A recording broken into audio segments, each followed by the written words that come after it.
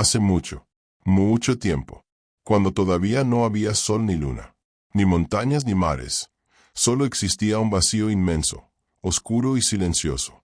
De ese vacío nacieron dos fuerzas muy diferentes. Quetzalcóatl, la serpiente emplumada, dios del viento, de la vida y del conocimiento. Era como un soplo fresco, que ordenaba el caos, lleno de luz y movimiento. Y Tezcatlipoca, el espejo humeante, dios de la noche, de la guerra y de los secretos. Era misterio y sombra, siempre con un espejo de obsidiana donde podía mostrar verdades o engañas. No se odiaban todavía, pero desde el principio entendieron que estaban destinados a chocar. Uno quería crear, el otro quería probar y romper. Los dos comenzaron a trabajar juntos. Con el soplo de Quetzalcóatl nacieron montañas, ríos y vientos. Con la garra de Tezcatlipoca surgieron las selvas y los animales.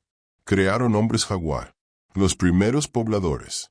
Y entonces, decidieron hacer algo aún mayor, dar luz al mundo con un sol. Tezcatlipoca fue el primero en subirse al cielo como sol. Su luz era poderosa, pero demasiado feroz. Los hombres jaguar lo adoraban, corrían y cazaban bajo su fuego, hasta que un día Quetzalcóatl decidió que aquella luz era más cruel que guía. Con un golpe lo derribó, y en ese momento los jaguares se volvieron contra los hombres y los devoraron. Así terminó la primera era del sol. Quetzalcóatl tomó el lugar de su hermano y se convirtió en el segundo sol. Su luz era más suave, más armoniosa. Bajo su brillo nacieron los hombres de maíz, que aprendieron a sembrar y cosechar. Pero Tezcatlipoca, siempre celoso, sopló un viento tan fuerte que arrancó la tierra. Los hombres salieron volando y se transformaron en monas. La segunda era terminó también en desastre. No se rindieron. En una tercera ocasión, el dios de la lluvia Tlaloc fue sol. Pero Tezcatlipoca, lleno de celos, lanzó fuego desde el cielo. Llovieron brasas y la gente murió quemada. En la cuarta prueba, la diosa del agua gobernó el mundo. Pero una inundación lo cubrió todo y los hombres se transformaron en peces. 4 veces lo habían intentado. 4 veces el mundo había terminado. Entonces los dioses se reunieron en un lugar muy especial, Teotihuacán, la ciudad donde los hombres se convierten en dioses. Ahí decidieron que debían hacer un quinto sol, uno que diera una nueva oportunidad a la humanidad. Se encendió una gran hoguera. 2 dioses se ofrecieron. Uno valiente que saltó sin dudar y se convirtió en el sol que conocemos. Otro que dudó. También se arrojó al fuego y se transformó en la luna. Desde entonces, el sol y la luna viajan juntos por el cielo. Pero Tezcatlipoca, astuto, guardó un fragmento de esa luz en su espejo. No había olvidado su rivalidad. Quetzalcóatl, movido por su deseo de ayudar a los hombres, descendió al Mictlán, el inframundo. Allí buscó los huesos de los antiguos humanos para devolverles la vida. El dios de los muertos trató de engañarlo, pero Quetzalcóatl logró escapar. Aunque los huesos se rompieron, mezclándolos con su propia sangre, formó a los nuevos hombres, nosotros. Desde entonces, los humanos fuimos frágiles, imperfectos, pero llenos de vida. Quetzalcóatl no se detuvo. Encontró el maíz escondido en una montaña y lo entregó a los hombres. Gracias a él, aprendieron a sembrar, a hacer tortillas, a contar los días del calendario agrícola. Por eso el maíz se volvió el corazón de Mesoamérica. Tezcatlipoca, en cambio, enseñó otras lecciones: la guerra, el sacrificio, el valor del esfuerzo y la disciplina. Para él, la sangre era la fuerza que mantenía vivo al sol. Así, las ciudades comenzaron a crecer en la gran altiplanicie de México, y con ellas, 2 ideas distintas. Quetzalcóatl representaba la compasión, el conocimiento y la vida. Tezcatlipoca representaba la fuerza, el sacrificio y la noche. Ninguna podía existir sin la otra. Los pueblos aprendieron que vivían bajo la tensión de esos 2 poderes eternos, en un lugar que, siglos después, se llamará Toyá, la legendaria ciudad de los toltecas. Allí se hablará de un gobernante con el nombre de Quetzalcóatl, que buscará construir un reino de paz y sabiduría. Pero entre los muros de piedra y los mercados, el espejo de Tezcatlipoca ya empieza a brillar. La rivalidad de los dioses está por hacerse humana. Así empezó todo, no como una guerra de ejércitos, sino como una disputa eterna entre dos fuerzas, la del viento que crea y la del espejo que todo lo pone a prueba. Y pronto, esa guerra bajará a la tierra. En el corazón del altiplano mexicano, donde los ríos brillan como venas de jade y las montañas parecen guardianes de piedra, se alzó una ciudad que asombró a toda Mesoamérica. Toyán, cuna de artes, comercio y sabiduría. Allí, entre columnas que parecían guerreros eternos y mercados llenos de jade, cacao y plumas de quetzal, Quetzalcóatl decidió probar la vida como hombre. Su nombre humano sería Topiltzin-Se Acatl Quetzalcóatl, y en él encarnaría la esperanza de un mundo más justo. Pero donde hay luz, siempre acecha la sombra. En Toyán también entraría Tezcatlipoca, disfrazado, listo para probar que ni los dioses pueden escapar a las tentaciones humanas. En la ciudad, las casas de barro y piedra parecen colmenas vivas.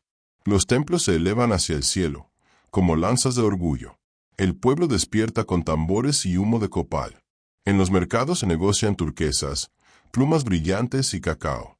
En lo alto de una pirámide, Topiltzin Quetzalcóatl, vestido de blanco, contempla la ciudad. Su reinado es diferente. Prohíbe los sacrificios humanos y predica que las flores y las mariposas bastan para honrar a los dioses. En el consejo de sabios, Topiltzin habla con firmeza. No hace falta entregar corazones al sol. Que nuestras ofrendas sean cantos, perfumes y flores. Los sacerdotes lo miran con recelo. Desde generaciones, el pueblo ha creído que la sangre alimenta al sol. Pero Toyán florece bajo sus reglas. Abundan las cosechas, los artesanos crean maravillas, y el pueblo vive con esperanza. Entre la multitud aparece un extraño. Su mirada es oscura. Su pecho porta un espejo de obsidiana que humea sin descanso. Nadie sabe su nombre, pero los perros le ladran y los niños se esconden tras las faldas de sus madres. Este es Tezcatlipoca disfrazado, listo para desatar el caos. Una noche, el palacio se llena de antorchas y música. Tezcatlipoca, disfrazado de noble, ofrece a Topiltzin una bebida, pulque con miel y hierbas embriagantes. Solo un sorbo, gran señor. Nada pierde quien confía en su virtud. Topiltzin duda, pero bebe. Sus ojos se nublan, su risa se descontrola. En el humo del espejo aparecen visiones de placeres prohibidos, banquetes, fiestas. ¿Mujeres? El rey que predicaba la pureza ha caído en la tentación. Los cantares dicen que esa noche Topiltzin perdió la pureza que lo distinguía. El pueblo, al enterarse, se siente traicionado.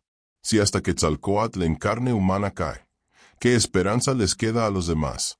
Tezcatlipoca sonríe en la penumbra. Un dios en cuerpo de hombre, nada hay más frágil. El rumor se convierte en tormenta. Los enemigos internos aprovechan la debilidad del rey. Tezcatlipoca siembra visiones de ejércitos y traiciones, y la confianza se convierte en miedo. El orden que Topiltzin construyó empieza a derrumbarse como templo mal cimentado. Al amanecer, vestido de blanco y con lágrimas en los ojos, Topiltzin Quetzalcóatl abandona Toyán, caminando hacia el oriente, hacia donde nace el sol. El pueblo lo observa partir. Unos lloran, otros lo señalan con burla. La tradición cuenta que prometió regresar algún día, en el año 1 de la caña, montado en una balsa hecha de serpientes. Los años pasan, y el recuerdo de Quetzalcóatl el exiliado se convierte en mito.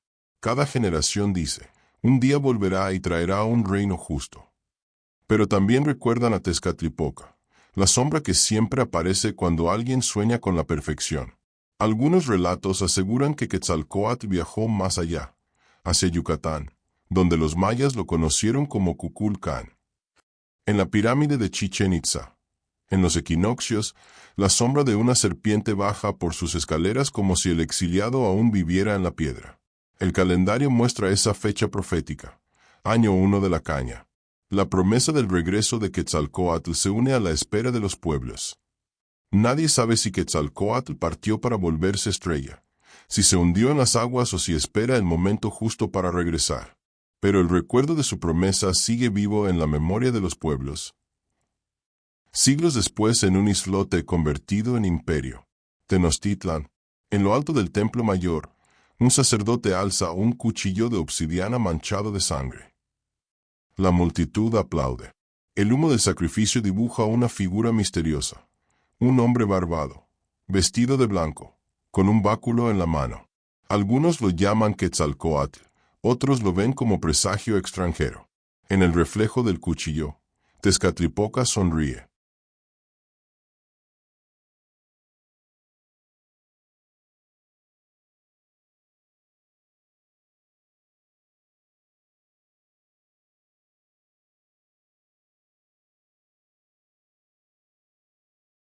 El exilio de Quetzalcóatl se volvió mito, y el mito, esperanza. Pero el tiempo nunca se detiene. En el islote del lago Texcoco, un pueblo encontró su destino en el año 1325, al ver un águila sobre un opal devorando a una serpiente. Allí fundaron Tenochtitlan, la ciudad que crecería hasta ser el corazón de la náhuac.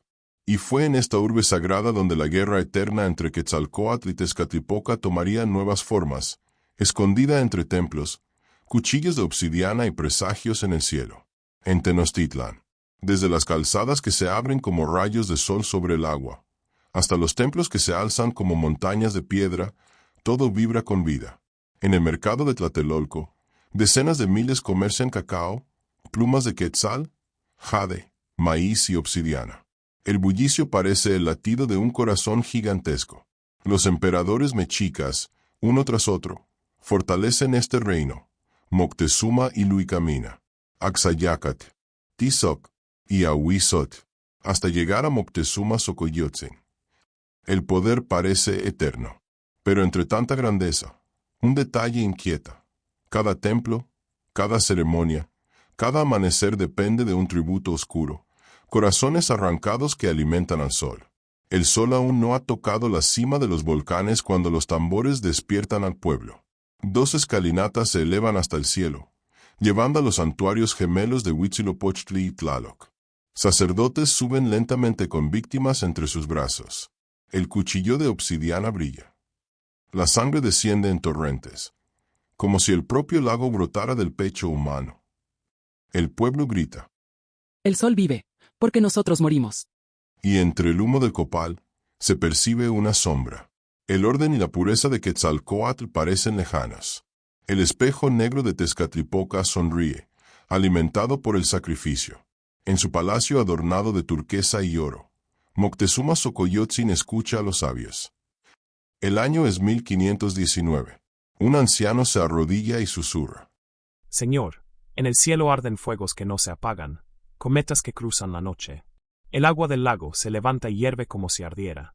Son señales de que algo se acerca. Moctezuma guarda silencio.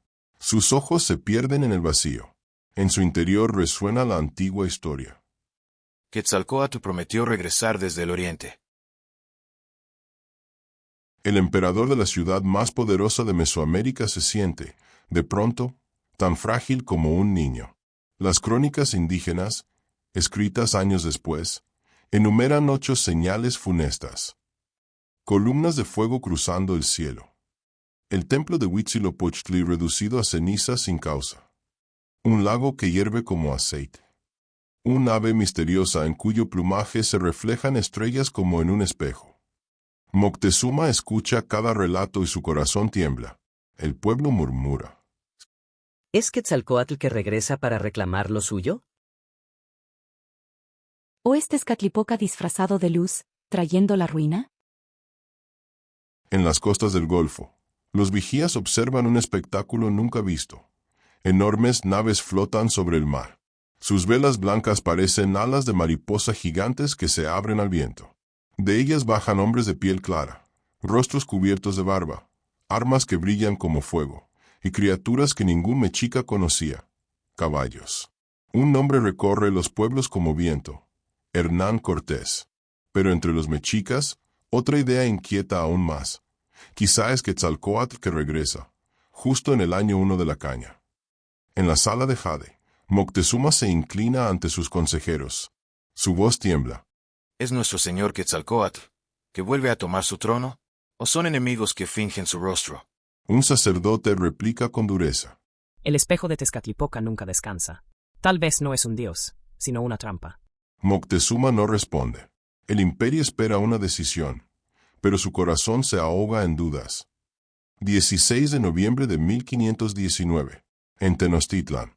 Miles de guerreros tlaxcaltecas, enemigos de los mexicas, acompañan a los soldados españoles. Moctezuma avanza con dignidad. Sus ropajes de pluma y oro resplandecen. Frente a él, Hernán Cortés desciende de su caballo. Ambos se miran.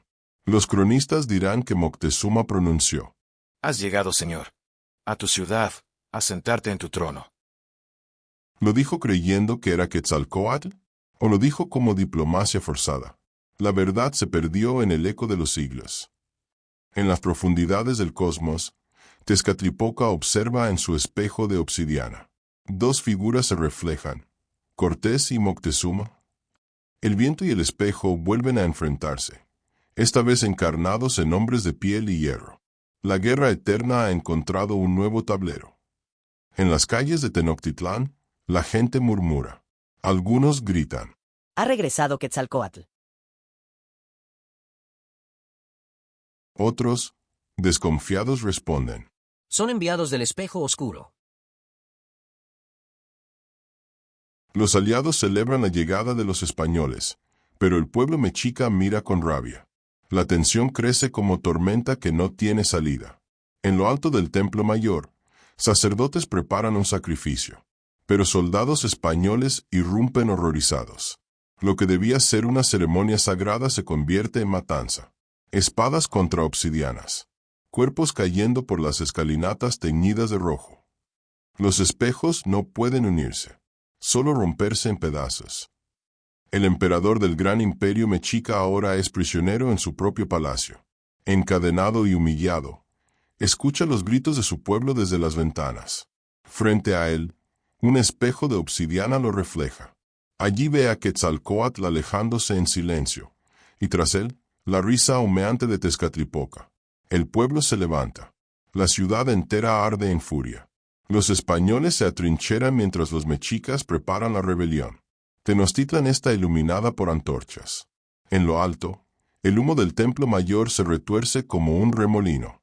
De un lado surge la silueta luminosa de Quetzalcóatl. Del otro, el rostro oscuro de Tezcatlipoca sonriendo. El tambor resuena una última vez. La guerra eterna está a punto de desbordarse, en lo que la historia llamará la Noche Triste.